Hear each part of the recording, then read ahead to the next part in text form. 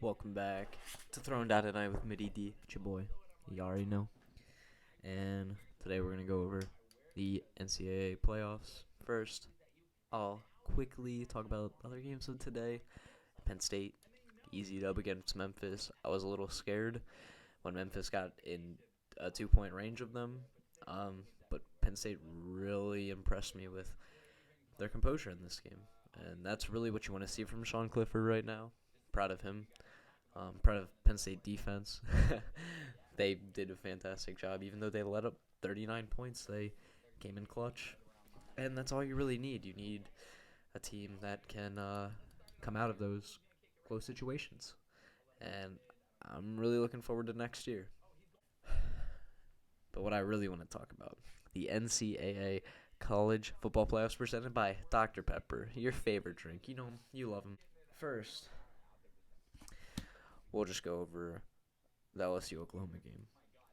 Very easy game for LSU. LSU scored 28 points in a quarter, the second quarter, which was how many points Oklahoma scored in the entire game. Pretty ridiculous. And they made it look so easy. They had so many records. And so, seeing this game, it exposes Oklahoma. Because LSU beat Georgia so bad, they almost couldn't put Georgia in that game to play LSU again. First of all, because they would have had 2 losses, and there are a bunch of other teams with 1 loss. But then also, I feel like LSU would have just beat them by more the next game. And usually that doesn't happen, but LSU was so prepared for this week. Their coaching staff did fantastic job. And there wouldn't have been a better team that could put up a good enough fight against LSU. Because the other teams that you have are Oregon, Wisconsin, Baylor, and Georgia. And all those teams are, in my opinion, worse than Oklahoma. I mean, Oklahoma beat Baylor. Wisconsin was beat by Ohio State. And then Oregon messed up late in the season by losing a dumb game to Arizona State. But Arizona State was sneaky good. I'd watch out for them in their bowl game. I think they might have a chance to win. Joe Burrows should probably be the number 1 pick. It's going to the Cincinnati Bengals, so they need a quarterback, it seems. I love my boy Andy Dalton. It's gonna be sad to see him go. But Joe Burrows, especially with AJ Green coming back, I think Joe Burrows has tools in that offense. Tyler Boyd, great slot receiver. AJ Green's going to be great on the outside. They didn't trade him, which was really smart looking forward to next year. They really need to focus on that defense in the draft, though. Creating more competition, even in their training camp, I think is a big necessity for their team. And also, in the beginning of the second quarter, Brendan Radley Hiles from Oklahoma made such a dumb and unnecessary play, hitting the LSU running back in the head. He blew him up, and it basically just hurt the Oklahoma team. They were within 2 or 3 touchdowns by that point, and you had to think they had a chance to come back at that time in the game. They need you out there. They need your leadership. They need your expertise. Having someone come in and not knowing what to do in the defense and causing dysfunction really probably made their defense look exponentially worse against the number 1 quarterback besides Trevor Lawrence in the NCAA. And after the blowout in the first half, looking at the second half, it was much better for Oklahoma. They ended up scoring the same amount of points as LSU in the second half. And I think that was definitely because their success on offense right away, right out of the gate. They knew what they were going to do. They were confident about it. And they took time off the clock. They clock managed very well. And even though LSU scored just as many points as they did, they kept up with LSU. And that's what was important. That's what they should have done in the beginning of the game. It's such a hard thing to say that they needed to change their mindset because they were probably thinking of the long game. Like, they need to continue to score overall and conserve their energy, but that's not something you can do. You have to give your all for those 60 minutes. And looking retrospectively, it's so obvious that's what they needed to do, because they were looking more towards maintaining a consistent scoring pattern when they really just needed to focus on one drive at a time, one play at a time, and they didn't. The game of the day. Ohio State versus Clemson. Wow. This was the game of the year, besides the one on January 13th. And it was so perfectly played. Both quarterbacks played up to their potential until the last play, obviously. Justin Fields and Trevor Lawrence played amazing. They both made the plays that they needed to make. Trevor, especially with his legs, having that crazy run for a touchdown. It was like 60 yards, and he outran the Ohio State defense. Now, Justin Fields did have some struggles rushing, but his knee is injured. You got to realize that. This guy's an injury. He also ended playing with a hurt running back, which played out of his mind. He's obviously the MVP of either team, in my opinion. J.K. Dobbins, he had 174 yards and I think just one touchdown, but he played crazy good. Like, you can't ask anything else from J.K. And so for that reason, I'm in on J.K. Dobbins. And I thought this was a really good statistic. Trevor Lawrence actually had his first game-winning touchdown drive tonight when he was losing. That is incredible.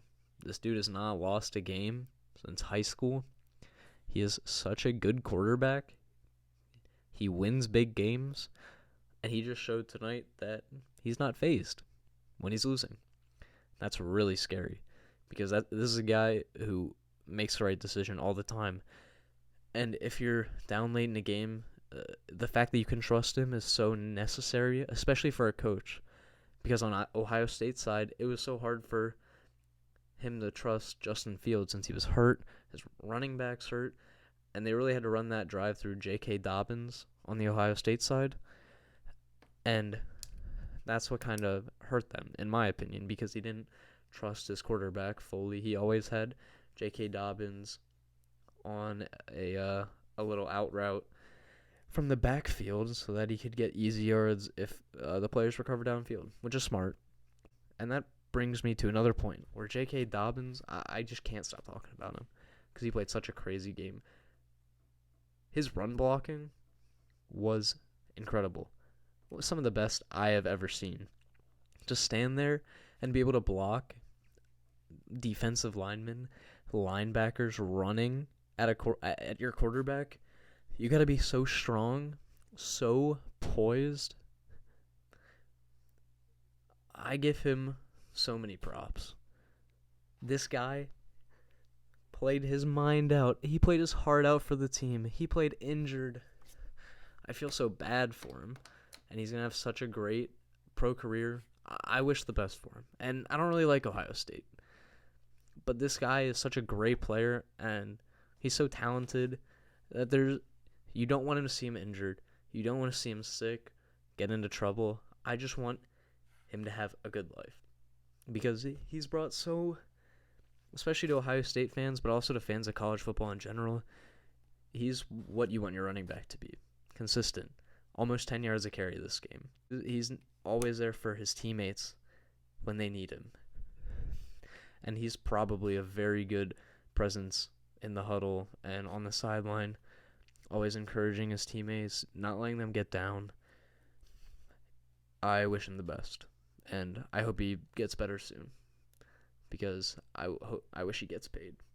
I'm very proud of him, if that matters. And I feel really bad for Justin Fields too, because he had a great year.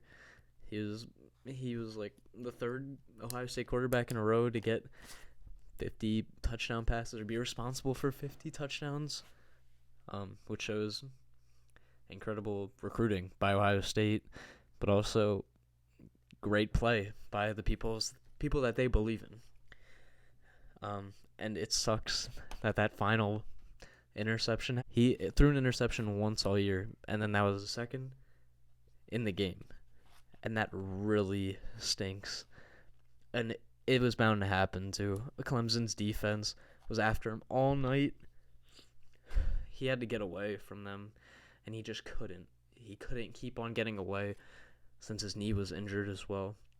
I imagine if his knee wasn't injured, he would have ran on a different play, and he wouldn't have been put in like a third and medium distance situation. But when there's 30 seconds left on the clock, it feels like you need the play right now to get a touchdown.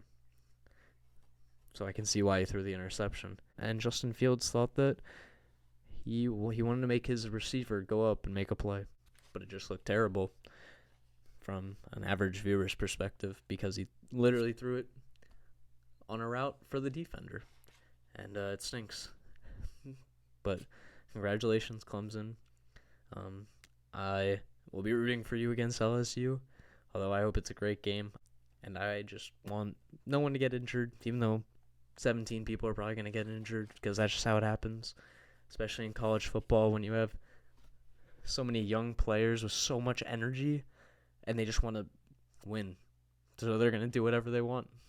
Oh, but before you go, why was the game played in Arizona?